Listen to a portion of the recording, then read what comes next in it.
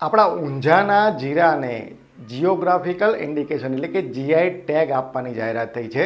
GI tag એટલે ભૌગોલિક ઓળખ. જ્યારે કોઈ પણ કૃષિ પેદાશને જીઆઈ ટેગ મળે છે તો વૈશ્વિક સ્તરે એની એક ભૌગોલિક ઓળખ સ્થાપિત થાય છે, જે લાંબા ગાળા માટે જે તે કૃષિ પેદાશની જે માંગ છે એમાં એક રીતે સુધારો કરી શકે છે. પણ આ લાંબા ગાળાની વાત છે. જીરા બજારમાં અત્યારે વૈશ્વિક સ્તરે જે માંગની સ્થિતિ છે એ ખૂબ જ ચિંતાજનક છે અને હાલની જે વર્તમાન સ્થિતિ છે એના કારણે જીરા બજારમાં મંદીનો માહોલ ધીરે ધીરે સતત વ્યાપક બનતો જાય છે. તો આ જીઆઈ ટેગ શું છે એને આપણે સમજવાનો પ્રયાસ કરશું અને એની સાથે જીરા બજારમાં અત્યારે નિકાસ અને પુરવઠાની શું સ્થિતિ છે એ બાબતને પણ સમજવાનો પ્રયાસ આપણે આજના વિડીયોમાં કરીશું.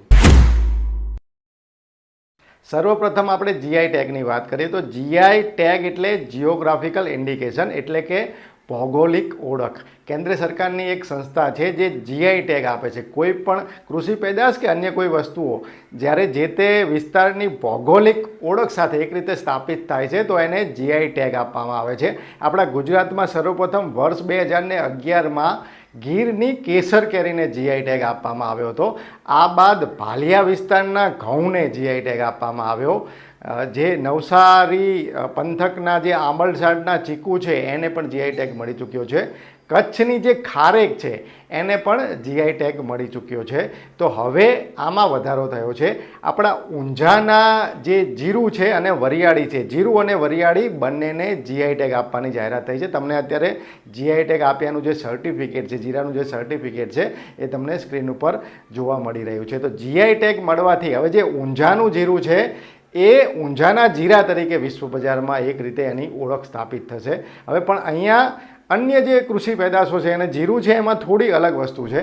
કારણ કે જીરું જે છે એ ઊંઝા જે છે એ જીરાનું એક રીતે મુખ્ય ઉત્પાદક કેન્દ્ર નથી પણ મુખ્ય વેપાર કેન્દ્ર છે. એટલે ઊંઝા માર્કેટ યાર્ડમાં જે જીરું આવે છે એ મુખ્યત્વે સૌરાષ્ટ્રમાંથી આવે છે, કચ્છમાંથી આવે છે, ઉત્તર ગુજરાતમાં ખાસ કરીને બનાસકાંઠા અને પાટણમાંથી આવે છે, તેમજ મોટા પ્રમાણમાં રાજસ્થાનમાંથી આવે છે. તો અહીંયા એ ઊંઝામાં પાકતું જીરું નથી પણ ઊંઝામાં પ્રોસેસ થવા માટે જીરું આવ્યું છે. તો અન્ય કૃષિ પેદાશ કરતાં જીરામાં જીઆઈ ટેગ જે છે થોડું અલગ છે.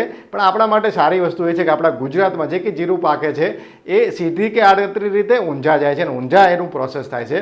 તો ઊંઝાના નામથી જે હવે બ્રાન્ડ છે એ સ્ટેબ્લિશ થશે અને ઊંઝાના જીરાને જીઆઈ ટેગ મળતા વધતા ઓછા પ્રમાણમાં અત્યારે નહીં તો આવતી વખતે લાંબા ગાળા માટે ખેડૂતોને વધતા ઓછા પ્રમાણમાં ફાયદો થવાની સંભાવના છે. હવે આપણે જીરા બજારની વાત કરીએ. જીરા બજારમાં મંદી તરફી માહોલ જે છે સતત એક રીતે તેજ બની રહ્યો છે. અત્યારે તમને સ્ક્રીન ઉપર જે જીરા વાયદાનો ચાર્ટ જોવા મળી રહ્યો છે એ જીરા વાયદાના છેલ્લા 1 મહિનાનો ચાર્ટ છે. એમાં આપણે જોઈ શકીએ છીએ કે જીરા બજારમાં જેવો થોડો ઉછાળો આવે છે વળી પાછો ઘટાડો આવી જાય છે. જેવો ઉછાળો આવે છે વળી પાછા જે બજાર ભાવ છે એ તળિયાની સપાટીએ આવી જાય છે. ગયા મહિને ઈરાન અને અમેરિકા વચ્ચે જે શાંતિ જે એક રીતે સ્થપાઈ અને યુદ્ધ વિરામના સમાચારો આવ્યા પછી જીરા બજારમાં લાંબા સમય બાદ એક રીતે જીવ આવ્યો હતો અને જીરા બજારમાં નીચેના સ્તરેથી ભાવ વધવાની શરૂઆત થઈ હતી. પણ ફરી જીરા બજારમાં જે વૈશ્વિક સ્થિતિ છે એ ચિંતાજનક બની છે. આના કારણે જીરા બજારમાં વધ્યા ભાવથી 250 રૂપિયાનો ઘટાડો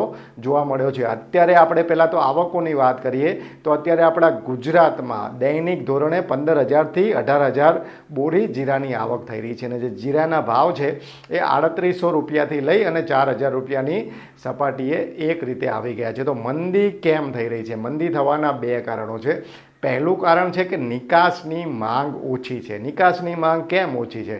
નિકાસની માંગ ઓછી હોવાના પણ 2 કારણ છે. પહેલું કારણ તો છે કે જે ઈરાન અમેરિકાનો સંઘર્ષ છે એના કારણે જે આપણે ખાડીના દેશોમાં જીરું મોકલીએ છીએ એ મોકલી શકતા નથી. જે નિકાસ મોકલવા માટેનો જે ખર્ચો છે એ વધી રહ્યો છે અને જોખમ પણ વધી ગયું છે અને માંગ પણ ઘટી છે. આના કારણે જે ખાડીના દેશો છે એમાં આપણે એટલે કે આરબના દેશો છે એમાં જીરાની નિકાસ આપણે જેટલી જોઈએ કે એટલી કરી શક્યા નથી. બીજી આપણી બાંગ્લાદેશમાં જીરું જતું હોય છે. પાકિસ્તાનમાં પણ વાયા બાંગ્લાદેશ અથવા વાયા દુબઈથી જીરું જતું હોય છે. તો બાંગ્લાદેશ અને પાકિસ્તાનમાં જે ચીનનું જીરું છે એ હવે ધીરે ધીરે ઘર કરી રહ્યું છે. હવે ચીનમાં આમ તો જીરાનું કંઈ એટલું મોટા પ્રમાણમાં ઉત્પાદન થતું નથી પણ છેલ્લા થોડા વર્ષોથી ચીનમાં જીરાનું જે ઉત્પાદન છે સતત વધ્યું છે અને ચીનમાં જે જીરાનું ઉત્પાદન જે છે એ જે એની આવકો જે છે એ જૂન જુલાઈ ઓગસ્ટ મહિનામાં ચાલુ થાય છે. એટલે અત્યારે ચીનના જીરાની એક રીતે પીક સિઝન ચાલી રહી છે અને ચીનનું જીરું ધીરે ધીરે બજારમાં આવી રહ્યું છે અને ગત સિઝન કરતાં આ વખતે ચીનમાં જીરાનું ઉત્પાદન જે છે થોડું વધે એવું પણ વેપારીઓ જણાવી રહ્યા છે. તો ચીનનું જીરું જે છે ધીરે ધીરે વૈશ્વિક બજાર, ખાસ કરીને આપણે જે પાડોશી દેશો છે બાંગ્લાદેશ અને પાકિસ્તાનમાં જે છે એ ધીરે ધીરે પોતાનું જે બજાર છે એ સ્ટેબ્લિશ કરી રહ્યું છે. મેં તમને પહેલાં કહ્યું કે પાકિસ્તાનમાં આપણે સીધી રીતે જીરું નથી મોકલતા, પણ વાયા દુબઈથી કે વાયા બાંગ્લાદેશથી આપણું ભારતનું જીરું પાકિસ્તાનમાં જાય છે. પણ અત્યારે ચીન જે છે એ પાકિસ્તાન અને બાંગ્લાદેશમાં જીરું નિકાસ કરવું અઘરું બન્યું છે અને આ બાજુ બાંગ્લાદેશમાં પણ નિકાસ કરવું જે છે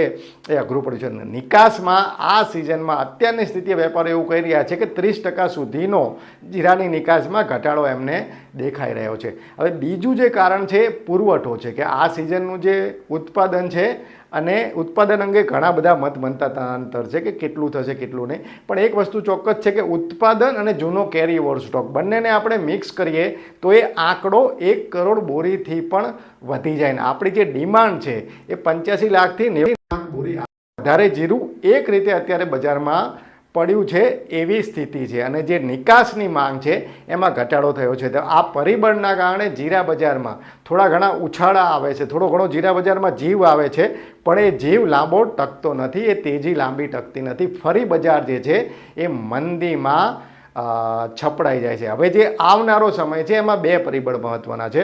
એક તો વૈશ્વિક સ્થિતિમાં નિકાસના વેપાર જો ફરી શરૂ થઈ જાય, વૈશ્વિક સ્તરે શાંતિ થાય અને નિકાસ જે છે એમાં વેગ પકડે તો બજાર.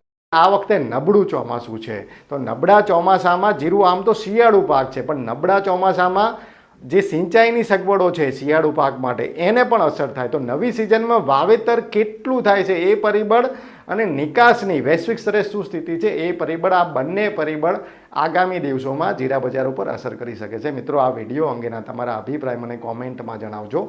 હાલ બસ આટલું જ. ફરી ઝડપથી મળીશું નવા વિષય સાથે. જોડાયેલા રહો એગ્રી સાયન્સ સાથે. જય કિસાન.